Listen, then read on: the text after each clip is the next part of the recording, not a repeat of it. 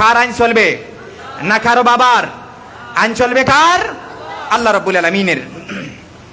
আল্লাহ তাআলা তিনি আকাশ জমিন সৃষ্টি করলেন, 18,000 মাখলুকাত পৃথিবীর মধ্যে তিনি প্রেরণ করলেন, আর মানুষ জাতিদেরকে শ্রেষ্ঠ জাতি হিসাবে তিনি ঘোষণা দিয়া দিলেন। আমরা প্রত্যেকে বলি আলহামদুলিল্লাহ। মানুষদেরকে মেধা, বুদ্ধি, শ্রবণ শক্তি সবকিছু তিনি দান করেছেন। তিনি রাত্রি দান করেছেন, তিনি আবার দিন দান করেছেন। আল্লাহ তাআলা তিনি ঘোষণা করলেন ওয়াজআলনাল লাইলা লিবাসা, আমি রাতকে আবরণ হিসাবে দিয়েছি। আর দিনকে তিনি কি করলেন? আল্লাহ তাআলা বললেন ওয়াজআলনান নাহারা মাআশা, আমি দিনকে জীবিকা অর্জনের জন্য আলোক উজ্জ্বল করে রেখেছি। সুবহানাল্লাহ, সুবহানাল্লাহ। আমরা এমন একজন রবকে পেয়েছি যে রবকে আমরা কখনো কোনোদিন দেখি নাই। আপনারা কি দেখেছেন? কেউ দেখি নাই, কিন্তু আমরা ঈমান এনেছি। আমরা একজন রাসূল পেয়েছি, বিশ্বনবী রাহমাতুল লিল আলামিন। ওয়ামা জাআলাহু ইমামাল মুরসালিন, আল্লাহ তাআলা ইমাম হিসাবে, নেতা হিসাবে, সাইয়্যিদ হিসাবে মুহাম্মদুর রাসূলুল্লাহ সাল্লাল্লাহু আলাইহি সাল্লামকে দুনিয়ার মধ্যে প্রেরণ করলেন। সমস্ত প্রশংসা সেই আল্লাহ তাআলার, যিনি আমাদেরকে পৃথিবীর মধ্যে অসংখ্য অগণিত প্রাণীর মধ্যে মানুষ জাতি হিসাবে তিনি সৃষ্টি করলেন।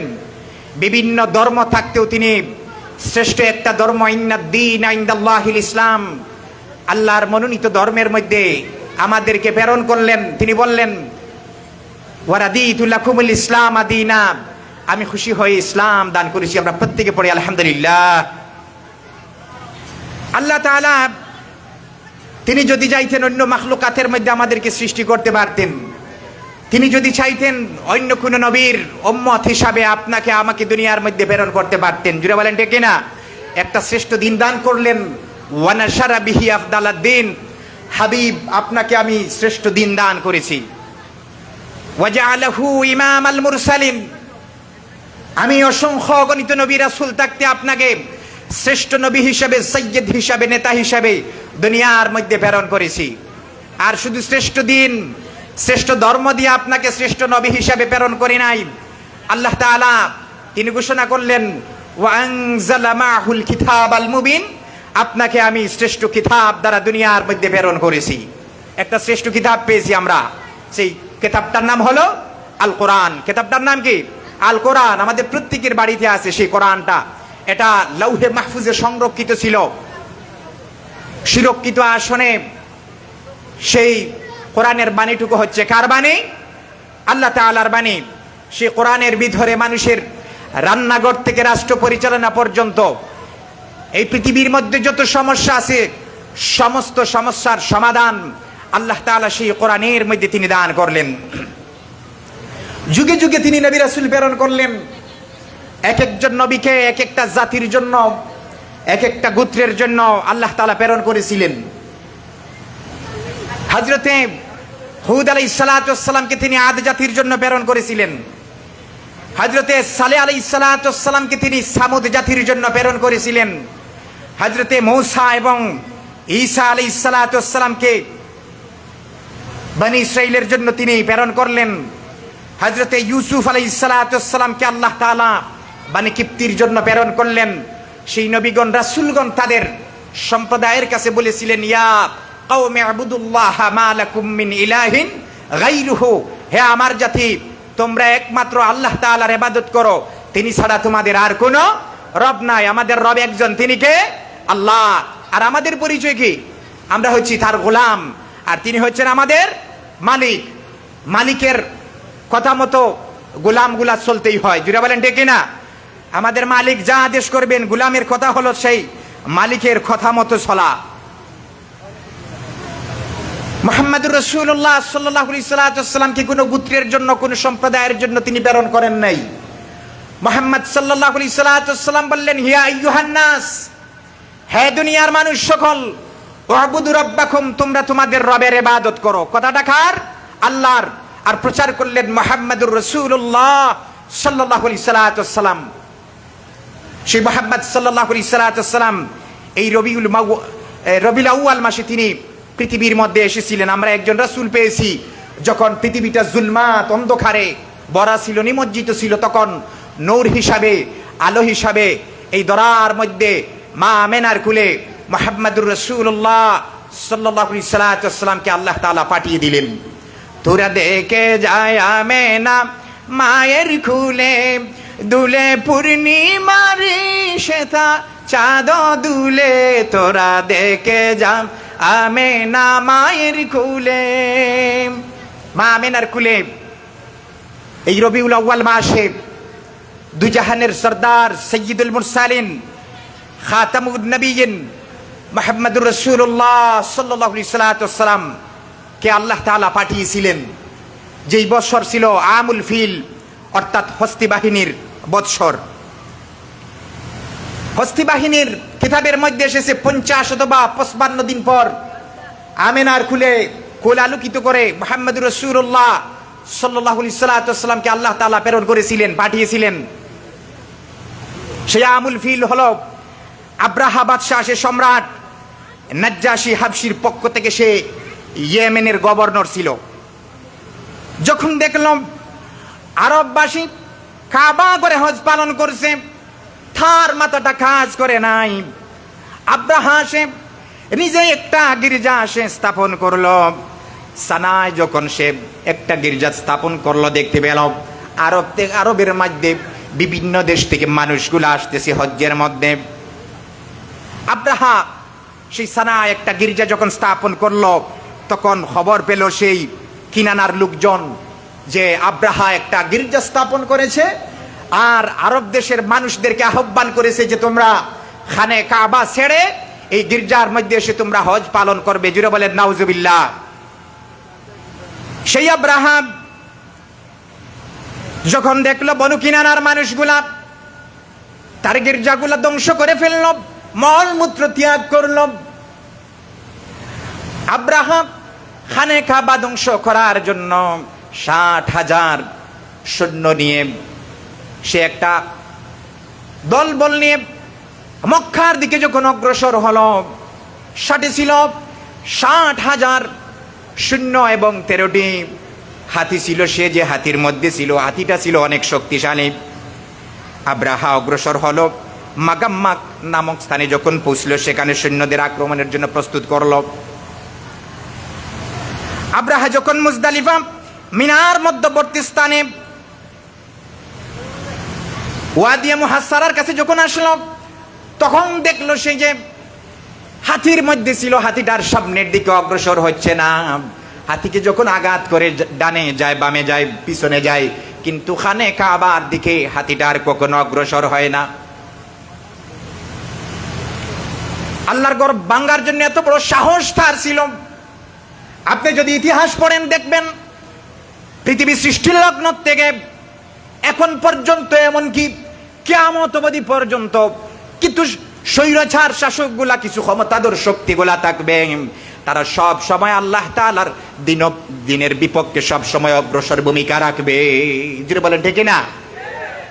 আব্রাহা ধ্বংস করার জন্য আসলো, আল্লাহ তাআলা তিনি ঘোষণা করলেন ওয়া আরসালা আলাইহিম তায়রান আবাবিল। আল্লাহ তাআলা তাদেরকে ধ্বংস করার জন্য তিনি জাখে জাখে আবাবিল পাখি তিনি প্রেরণ করলেন। আবাবিল পাখি তাদেরকে ধ্বংস করে দিয়া দিল। যত স্বৈরাচার শাসক ছিল, দিনের বিপক্ষে গিয়েছিল, আল্লাহ তাআলা তাদেরকে এমন ভাবে লাঞ্ছিত করেন, আল্লাহ তাআলা তাদের এত নির্মম ভাবে লাঞ্ছিত করে সমাজের মধ্যে ঘৃণিত করে তাদেরকে সমাজ থেকে বিদায় করে দিয়া দিন। সেই আব্রাহা যখন খানে কাবা ধ্বংস করার জন্য এসেছিল, কিতাবের মধ্যে এসেছে 50 থেকে 55 দিন পর মা আমেনার কুলে মুহাম্মদুর রাসূলুল্লাহ সাল্লাল্লাহু আলাইহি সাল্লাম জন্মগ্রহণ করলেন। আমরা প্রত্যেকে বলি আলহামদুলিল্লাহ। আল্লাহ রাসূলের জন্ম, এটার নাম হচ্ছে মিলাদ। এটার নাম কি? আরবি শব্দ মিলাদ। আল্লাহ রাসূলের জন্ম আমরা কি বিশ্বাস করি না? আমরা কেন তামাম জাহানের মাখলুকাত বিশ্বাস করে যে মুহাম্মদুর রাসূলুল্লাহ সাল্লাল্লাহু আলাইহি সাল্লাম এই পৃথিবীর মধ্যে আগমন করেছেন, আল্লাহ রাসূল পৃথিবীর মধ্যে আগমন করেছেন, এটাই হচ্ছে মিলাদ। যারা বেশি আবেগে বলে এই পৃথিবীর মধ্যে, আমাদের দেশের মধ্যে যারা মিলাদুন নবী স্বীকার করে না, আমি মনে করি এদেরকে পাগলে ধরেছে। আমি মনে করি এদের মানুষত্ব হারিয়েছে। কেননা আল্লাহ রাসূল পৃথিবীর মধ্যে এসেছেন, আমরা এটা স্বীকার করি, প্রত্যেক মাখলুকাত স্বীকার করে। আল্লাহ রাসূলের জন্মের আলোচনা মানুষ বসে করতে পারে, দাঁড়িয়ে করতে পারে, শুয়ে করতে পারে। জোরে বলেন ঠিক কিনা? করতে পারে না? আব্দুল্লাহর পুত্র মুহাম্মদ, আমিনার পুত্র মুহাম্মদ, এটাই হচ্ছে আল্লাহ রাসূলের জন্ম বৃত্তান্ত, এটা আমরা স্বীকার করি। কিন্তু দেখা যায় দেশের মধ্যে পাকিস্তান থেকে ভাড়া করে এনে জশ্নে জুলুস নামে রাস্তার মধ্যে রেলি বের করে, গাড়ির মধ্যে ফুল দিয়ে সাজিয়ে, যেই রকম ভাবে কুরবানির ঈদের সময় আমাদের দেশে প্রায় সময় দেখা যায়, কুরবানির যখন গরু তোলা হয়ে গলার মধ্যে ফুল দিয়ে মালা দিয়ে, আপনারা দেখছেন না? এই রকম ভাবে পাকিস্তান থেকে কিছু দালালদেরকে ভাড়া করে এনে দেশের মধ্যে ঈদে মিলাদুন্নবী মাহফিল উদযাপন করা হয়। এরা কোন মস্তিষ্ক, সুস্থ মস্তিষ্ক মানুষের এটা কাম্য নয়। এটা পাগল উম্মত যত মানুষগুলো আছে, এটার জন্য এটা কাম্য। যারা বলেন ডেকে না, আল্লাহ রাসূল এসেছেন, আমরা খুশি। পৃথিবীর দরার মধ্যে আসায় জুলমাত পৃথিবীর মধ্যে থেকে সরে গেছে। আল্লাহ তাআলা তিনি ঘোষণা করলেন, ওয়ামা আরসালনাকা ইল্লা রাহমাতাল লিল আলামিন। আমরা প্রত্যেকে বলি আল্লাহু আকবার। তিনি রহমত হিসাবে এই জমিনের মধ্যে মুহাম্মদুর রাসূলুল্লাহ সাল্লাল্লাহু আলাইহি ওয়াসাল্লামকে তিনি পাঠালেন। তার কাছে যে একটা কিতাব দিলেন, কোরআনুল কারীম। আমাদের এই দেশ 95% আবার মুসলিম কান্ট্রি, এটা মুসলমানের দেশ। আপনারা কি স্বীকার করবেন না? এটা কিসের দেশ? মুসলমানদের দেশ। এদেশের প্রত্যেকটা ইঞ্চি ইঞ্চি মুসলমানের মুজাহিদদের। এই দেশের মধ্যে আল্লাহু আকবারের ধ্বনিতে সূর্য উদিত হয় পূর্ব দিগন্তে থেকে, আবার আল্লাহু আকবারের ধ্বনিতে সন্ধ্যা নামে। কিন্তু আমাদের দেশে দেখা যায় কিছু নামদারিক মুসলমান আছে আব্দুল্লাহ বিন উবাইয়ের মতো, যারা আল্লাহু আকবারের ধ্বনির স্লোগানের বিরুদ্ধে তারা নিজে অংশগ্রহণ করে। আমরা দেখেছিলাম এশিয়া মহাদেশের প্রাচ্যের অক্সফোর্ড বলা হয় ঢাকা ইউনিভার্সিটিকে। সেই ইউনিভার্সিটি দীর্ঘ 17টি বৎসর যাবত সলিমুল্লাহ হলে আল্লাহু আকবারের ধ্বনি বলতে দেওয়া হয় নাই। এটা কোনো মুসলমানদের কাজ না, এটা ইহুদি, নাসারা, নাস্তিকদের কাজ। যারা বলেন ডেকে না, কোন মুসলমান আল্লাহু আকবার ধ্বনির বিরুদ্ধে যেতে পারে না। এই জমিনের মধ্যে আল্লাহ তাআলা দিন প্রচার করেছিলেন বিভিন্ন নবীদেরকে, রাসূলদেরকে দিয়ে। আব্দুল্লাহ বিন উবাইয়ের মতো যত মানুষগুলা ছিল, আবুল আহাবের মতো। আবুল আহাব বিশ্বনবী রাহমাতুল লিল আলামিন যেদিন পৃথিবীর মধ্যে আগমন করেছিলেন, সেই দিন আবুল আহাব খুশি হয়েছিল, তার একটা দাসীকে সে আজাদ করে দিয়েছিল বাতিজার খুশিতে। আপনারা কি খুশি না? খুশি।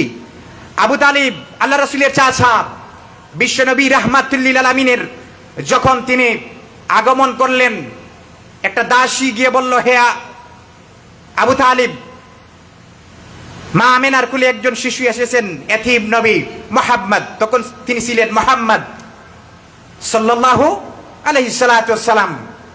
আবু তালিব খুশি হয়েছিল, একটা গোলাম আজাদ করে দিয়েছিল। এটাই হলো মিলাদ। মিলাদে আবুল আহাব, আবু জেহেল খুশি হয়েছিল, আবু তালিব। কিন্তু তারা জানতো না যে মুহাম্মদুর রাসূলুল্লাহ সাল্লাল্লাহু আলাইহি ওয়াসাল্লাম একটা দিন নিয়ে আসবেন, আর তাদের বিপক্ষে তিনি অংশগ্রহণ করবেন জমিনের মধ্যে একটা দিন নিয়ে, ইসলাম নিয়ে। ইহদিনাস সিরাতাল মুস্তাকিম, মানুষদেরকে সহজ সরল পথে তাদেরকে দাওয়াত দিবেন। এই জন্য যারা বলেন শুধু মিলাদুন নবী, মিলাদুন নবী যারা অস্বীকার করবে তারা মুসলমান না, তারা কাফের।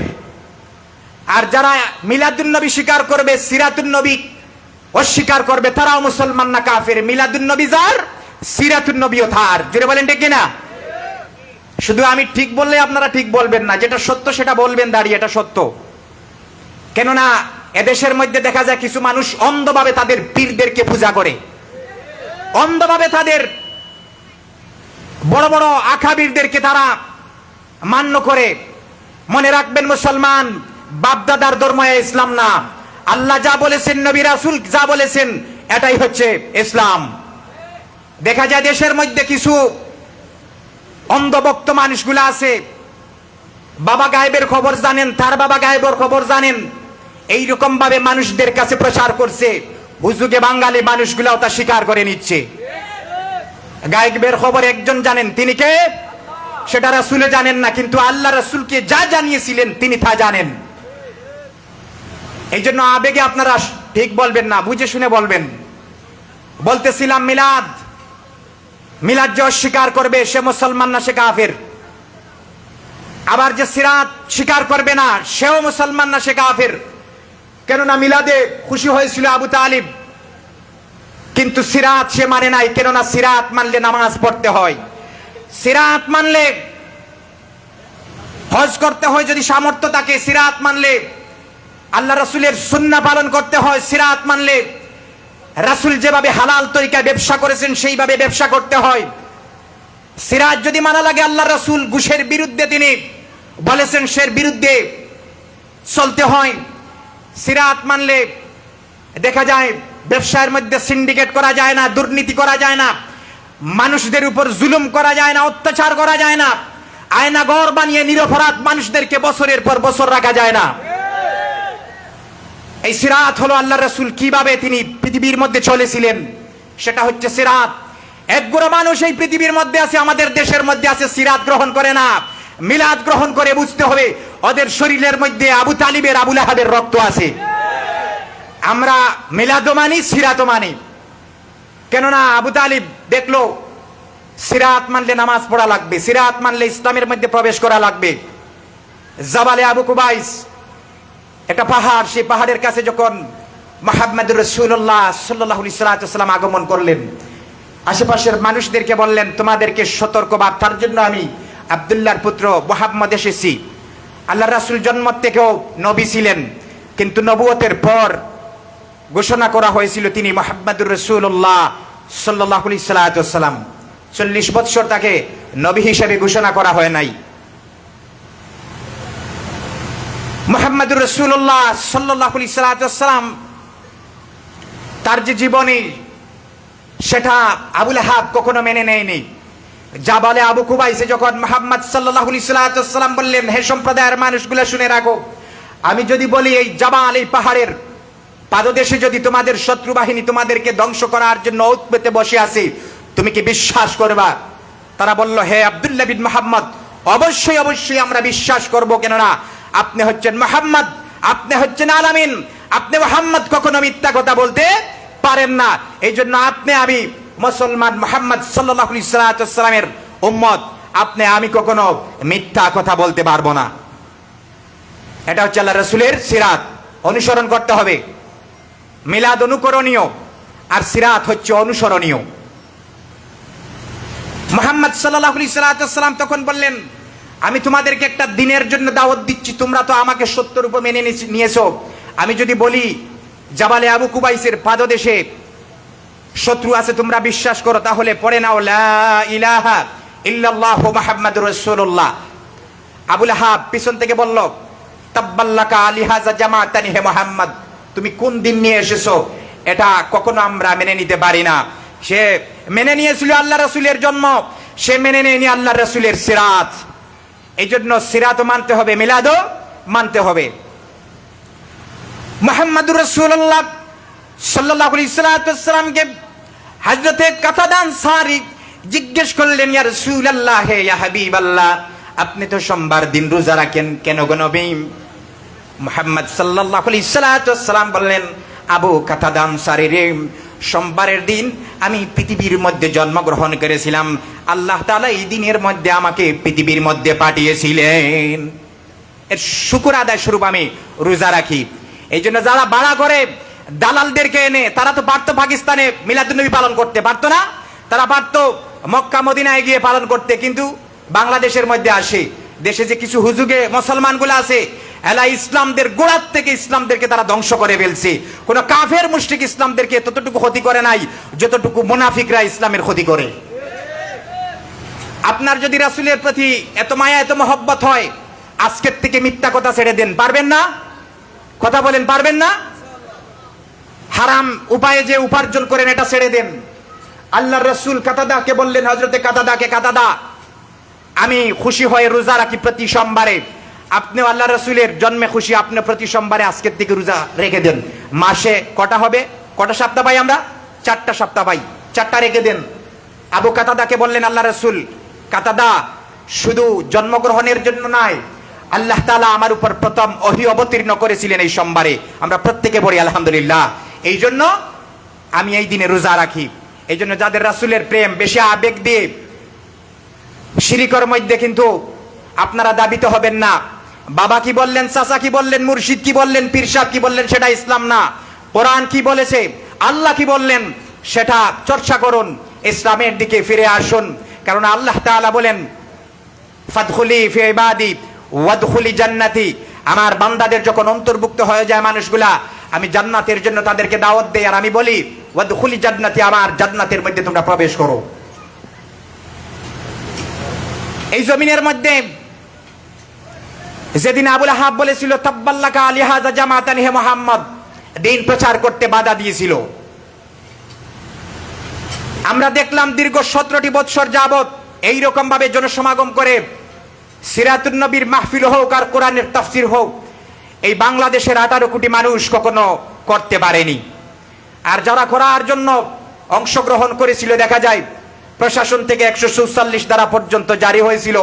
আলেমদেরকে, কোরআনের মুফাসসিরদের মুখের কণ্ঠগুলা স্তব্ধ করার জন্য আবুল আহাবের কিছু উত্তরসূরিরা দেশের মধ্যে কাজ করেছিল।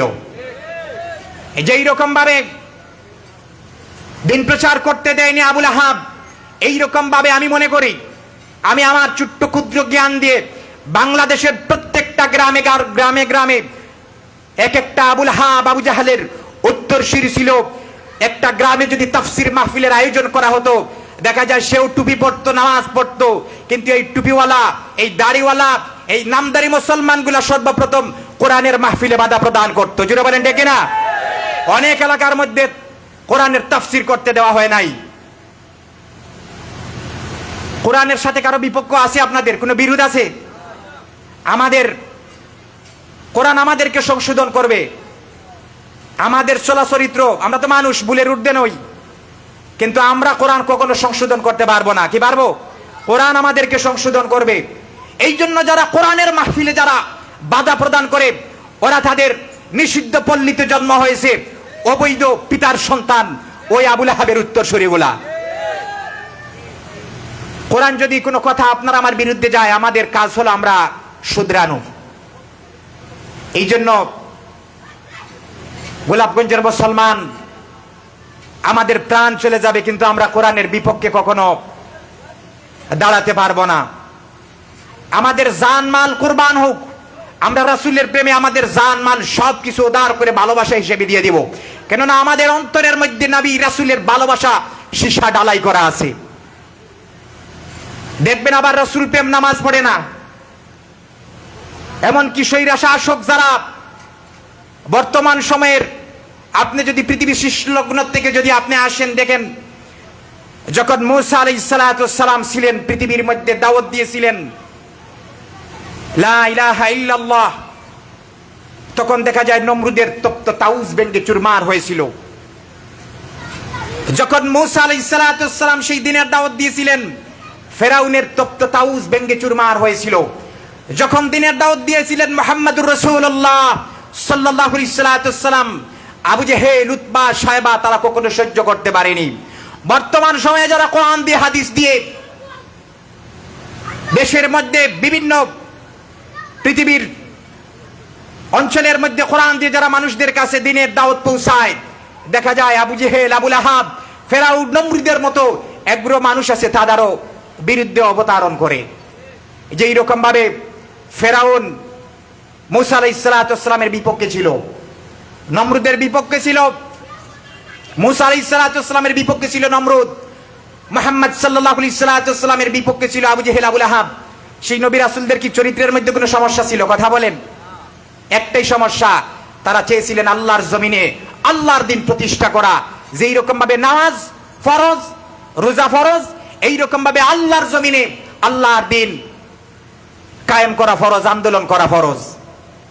আমি মনে করি বর্তমান সময়ে যদি সে কোরআনের আয়াতটুকু যদি নাজিল হতো, যেই রকম ভাবে আবু জেহেল, যেই রকম ভাবে ফেরাউন, নমরুদের আবু লাহাবের বিপক্ষে আল্লাহ তাআলা আয়াত নাজিল করেছিলেন। বর্তমান সময়ে কোরআনের বিপক্ষে যারা যায়, এমনকি কিয়ামত অবধি পর্যন্ত যারা কোরআনের বিপক্ষে, দিনের বিপক্ষে যাইতো, আল্লাহ তাআলা তাদের বিপক্ষে আয়াতগুলা তিনি নাজিল করতেন। এই জন্য যারা ইসলামের বিপক্ষে যায়, দেখা যায় ইতিহাস একদিন বদলে দেয়। যারা বলতো আমরা 70 রাকাত 80 রাকাত তাহাজ্জুদের নামাজ পড়ি, আমি তো মনে করি এরা পাগল ছাড়া আর কিছু নয়। 10 রাকাত 20 রাকাত হলে মেনে নেওয়া যায়, কিন্তু দেখা যায় 70 রাকাত 80 রাকাত।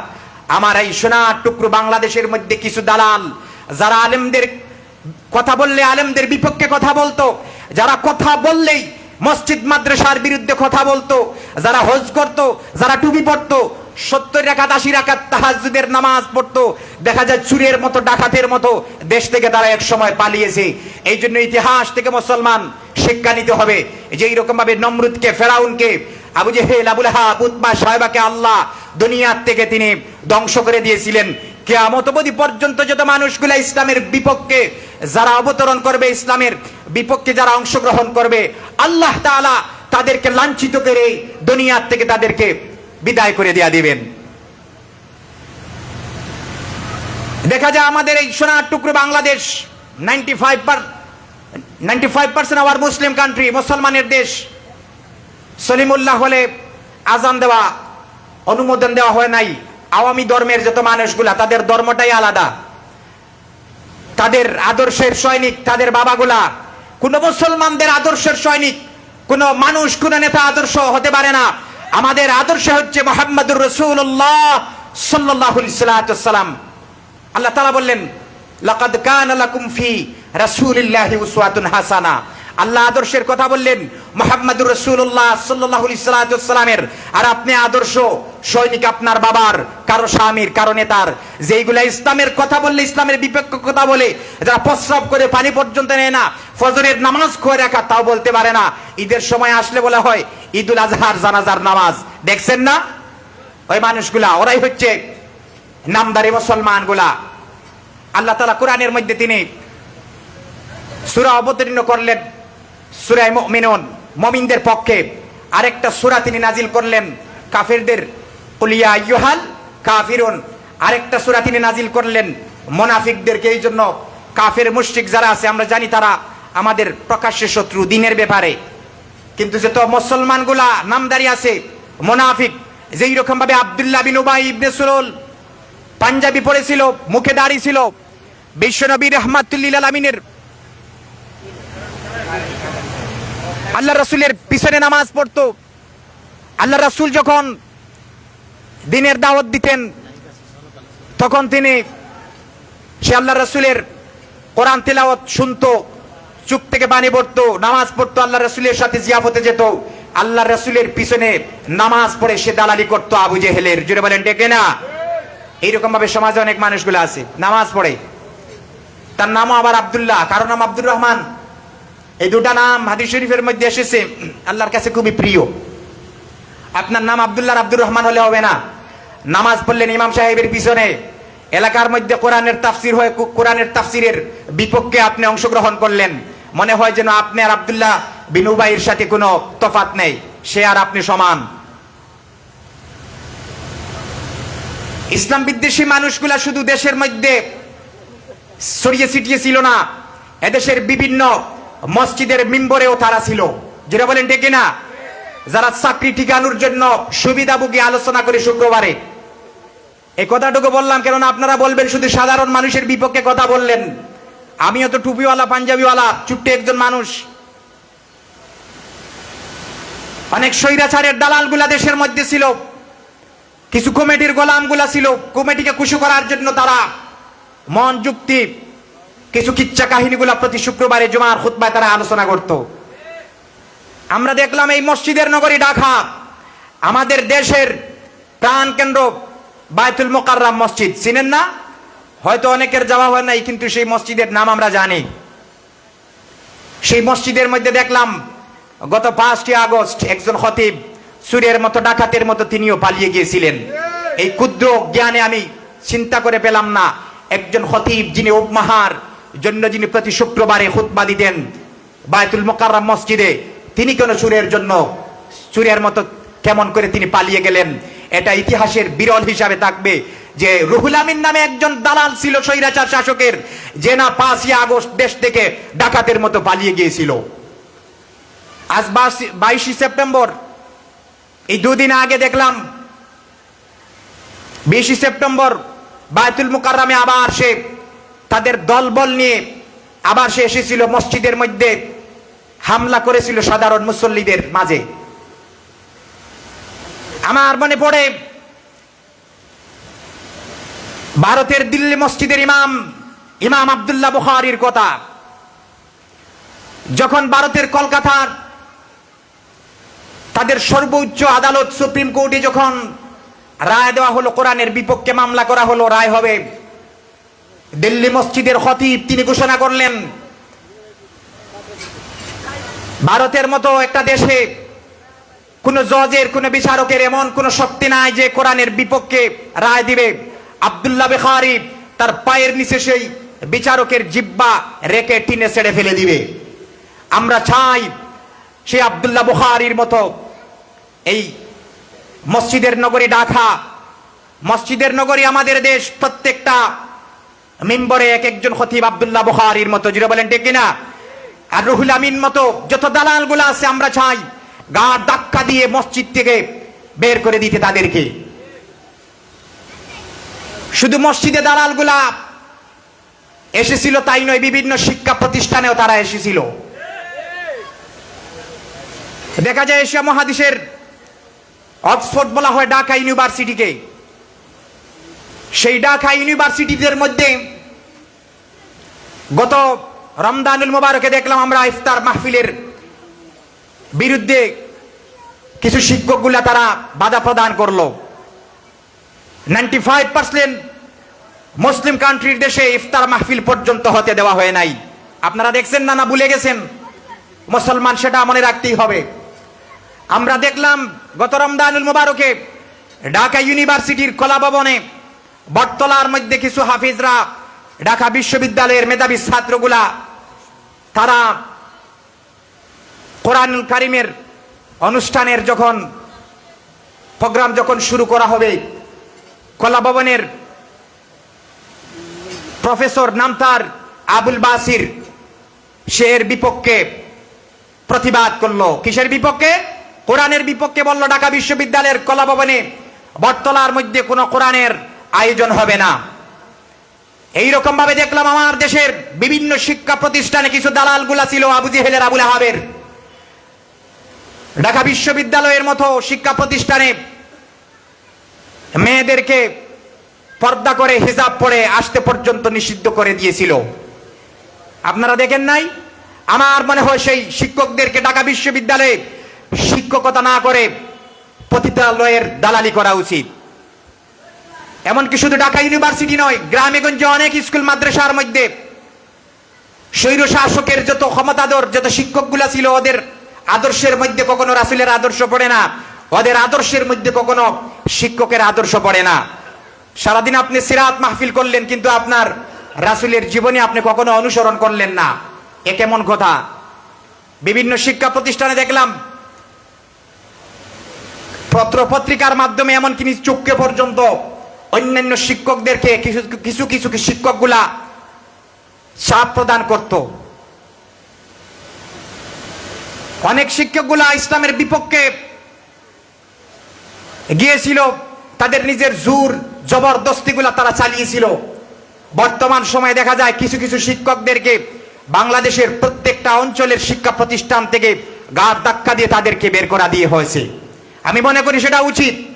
যারা স্বৈর শাসকের পক্ষ নিয়ে যারা জোর জবরদস্তি করেছিল, তাদের পক্ষে যত মুসলমান যাবে তারাও আবুল আহাব উতবা সাহেবার পক্ষ অবলম্বন করবে। এতে আপনি হাজী সাহেব হন না কেন, কখনো এদেশের কোন শিক্ষার্থী আদর্শ শিক্ষককে কখনো অপমান করতে পারে না। জুড়ে বলেন ঠিক না?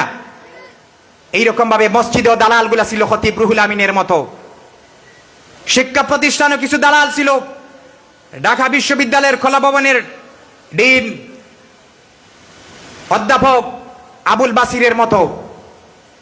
আমরা চাই এ দেশটা যখন আবার স্বাধীন হয়েছে, তরুণেরা স্বাধীন করেছে, এদেশের মধ্যে কোরআনের আলোচনা চললেই 144 দ্বারা জারি করা হতো, প্রশাসন থেকে অনুমতি নেওয়া লাগতো। কয়েকদিন আগে শুনলাম এদেশের মধ্যে কোরআনের তাফসির চলতে আর কারো অনুমতি নেওয়া লাগবে না। আপনারা প্রত্যেকে বলে আলহামদুলিল্লাহ, কারণ এটাই তো আল্লাহর জমিন। কেন আপনার অনুমতি লাগবে দেশের মধ্যে কোরআনের কথা বলতে? এই তরুণগুলা যারা বলে এমন স্বাধীনতা আমরা চাইনি, আমি বলি তাদেরকে, আপনারা এখনো চুপ থাকেন যখন আগে চুপ থেকেছিলেন। কেননা আগে দেশের মধ্যে সলিমুল্লাহ হলে আজান দেওয়া হয় নাই, কথাটা বারবার বলছি। কেননা কিছু আওয়ামী ধর্মের মানুষগুলা, কিছু স্বৈর শাসকের মানুষগুলা দল করবেন গণতান্ত্রিক দেশ, কিন্তু ইসলামের বিপক্ষে তারা চলে গেল। ইসলামের বিপক্ষে যদি আমার বাবা আমার ভাইও যায়, তাহলে তাদেরকে কখনো ছাড় দেওয়া হবে না। এই মেধাবী ছেলেগুলা যখন দেশটাকে আবার স্বৈর শাসক থেকে যখন মুক্ত করলো, মানুষ তাদের স্বাধীনতা খুঁজে পেল, স্বাধীনভাবে আবার কথাগুলা বলতে পারছে। দেখা যায় বিভিন্ন মসজিদের খতিবগণ এত বৎসর তারা জিম্মি হয়েছিলেন, বর্তমান সময়ে বিভিন্ন মসজিদে খতিবগণ স্বাধীনভাবে তারা কোরআনের কথা বলতে পারছেন। আমরা প্রত্যেকে পড়ি আলহামদুলিল্লাহ। যারা বলেছেন আমরা এমন স্বাধীনতা পাইনি, আপনারা কোথায় ছিলেন যখন ঢাকা বিশ্ববিদ্যালয়ের মতো একটা বিশ্ববিদ্যালয়ে কোরআনের আয়োজন করতে বাধা দেওয়া হয়েছিল? যখন দেশের মধ্যে বিনা অপরাধে অনেক আলেমদেরকে কারাগারের মধ্যে বছরের পর বছর তাদেরকে রাখা হয়েছিল, এমনকি অনেককে গুম করা হয়েছে, কারাগারের মধ্যে তাদেরকে হত্যা করা হয়েছে। দেশের 51টি দেশের মধ্যে তাফসির করেন হৃদয়ের স্পন্দন, আমাদের দেশের গৌরব আল্লামা দেলোয়ার হোসেন সাইদি সাহেব। দেখা যায় ওনাকে রাজা খার তফাত দিয়ে তাকে জেলখানার মধ্যে পাঠিয়ে দেওয়া হলো। বর্তমান সময়ের তরুণগুলা বুঝতে পারলো যে নিজের অধিকার আদায়ে যখন আমরাও নেমেছিলাম, তখন আমাদেরকেও রাজাকার ভাবে গালি দেওয়া হয়েছিল। তখন বোঝা যায় সেই রাজাকার এই রাজাকার, যারাই দেখা যায় স্বৈর শাসকের বিরুদ্ধে যায় তাদেরকে রাজাকার ভাবে চালিয়ে দেওয়া হয়। মনে পড়ে গেল মুহাম্মদুর রাসূলুল্লাহ সাল্লাল্লাহু আলাইহি ওয়াসাল্লামের যুগের কথা। গালিটা একটু পরিবর্তন হয়েছে, এখন বলা হয় মৌলবাদী আর রাজাকার। আর আল্লাহ রসুলের জবানায় আবু জেহেল বলেছিল আল্লাহ রসুলকে যে উম্মাদ পাগল। সেই গালাগালির কোয়ালিটিটা একটু বদলেছে। আগে আল্লাহ তাআলা বললেন ওয়ামা সাহিবুকুম বিমাজনুন, যে তোমার সঙ্গী সাথীরা কখনো পাগল নন। তিনি আয়াত নাজিল করলেন কে? আল্লাহ। এমন একজন হিউম্যান স্ট্রাকচার বডি ছিল মুহাম্মদুর রাসূলুল্লাহ সাল্লাল্লাহু আলাইহি ওয়াসাল্লামের, সুপারম্যান অফ দ্য ওয়ার্ল্ড। পৃথিবীর মধ্যে একজন নৈতিকতা, আল্লাহ তাআলা যত রহমত, পৃথিবীর মধ্যে যত ভালো গুণাগুণ ছিল, সমস্ত কিছু মুহাম্মদুর রাসূলুল্লাহ সাল্লাল্লাহু আলাইহি ওয়াসাল্লামকে দিয়েছিলেন। সুবহানাল্লাহ। আল্লাহ রাসূলের চরিত্র কেমন যখন জিজ্ঞেস করা হলো হযরতে আয়েশা সিদ্দিকা রাদিয়াল্লাহু তাআলা আনহাকে, তিনি ছোট্ট একটা কথা বললেন, এর কথা গভীরতা আকাশচুম্বী। তিনি বললেন কানা খুলুকুহুল কোরআন। সুবহানাল্লাহ। আল্লাহ রাসূলের চরিত্র হচ্ছে কোরআন। আমরা কি পারবো না কোরআন দিয়ে আমাদের নিজের জীবন পরিচালনা করতে? আমাদের যখন ভুল হবে তখন আবার আমরা তওবা করে নিব, কি পারবো না? আল্লাহ তওবার দরজাগুলা খোলা রেখেছেন। হাদিস শরীফের মধ্যে এসেছে দুটা সময় তওবা কবুল করা হবে না। একটা সময় যখন বান্দা সরকাতে থাকে, সকরাতে যখন ছেলে মেয়ে কাউকে চিনে না, আরেকটা সময় যখন পশ্চিম দিগন্তে সূর্য উদিত হবে। আল্লাহ তাআলা সেই রাসূলের সম্পর্কে বলেছিলেন ওয়ামা যুকিরতু যুকিরতামাই, হাবিব আপনার মান আপনার সম্মান আমি আকাশ চুম্বু করে দিয়েছি। আল্লাহ তাআলা যেন যত যুবক ভাইরা আজকে এখানে এসেছেন প্রত্যেককে যেন হযরতে ওমরের মতো কবুল করেন। আমরা প্রত্যেকে পড়ি আমিন। যত মুরব্বিয়ানে কেরামরা এসেছেন দাড়ি পাকনা আমার বাবার মতো বয়সী, তাদেরকে হযরতে আবু বকরের মতো যেন আল্লাহ কবুল করেন। যত মা বোনগুলো আছে আল্লাহ যেন তাদেরকে জান্নাতের সর্দারনি মা ফাতেমার মতো কবুল করেন। আজকের এই আয়োজনকে আল্লাহ তাআলা কবুল করেন, আমাদের প্রত্যেকের নাজাতের উসিলা যেন বানিয়ে দেন। আমি যা বললাম আপনাকে আমাকে আল্লাহ তাআলা আমল করার জন্য তৌফিক দান করেন। ওয়ামা আলাইনা ইল্লাল বালাগুল মুবিন। আসসালামু আলাইকুম ওয়া রাহমাতুল্লাহি ওয়া বারাকাতুহু।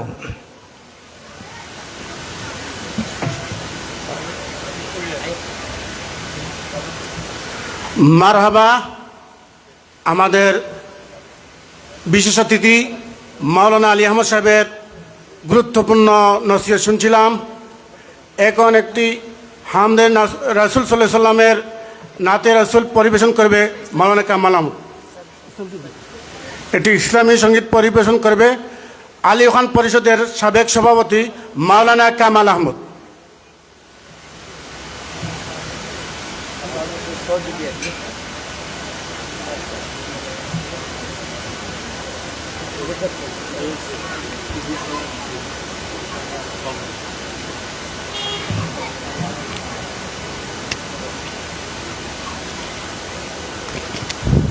আসসালামু আলাইকুম ওয়া রাহমাতুল্লাহি ওয়া বারাকাতুহু।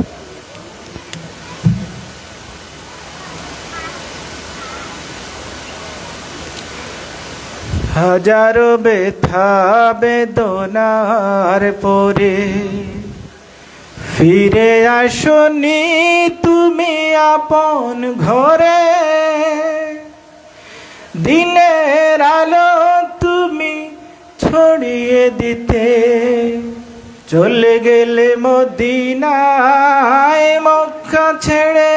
হে রাসূল তোমাকে ভুলি আমি কেমন করে, হে রাসূল তোমাকে ভুলি আমি কেমন করে। খেয়ে না খেয়ে দিন প্রচারের কাজে নিজেকে দিয়েছ বিলিয়ে,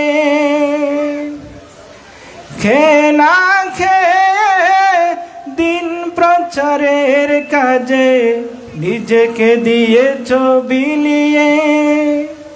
তায়েফের কাফেরেরা চিনল না হে আলো, দুষ্টু ছেলেদের পিছু দিল লেলিয়ে। পাথরের আঘাতে ক্ষত বিক্ষত হয়ে সারা শরীর থেকে রক্ত ঝরে।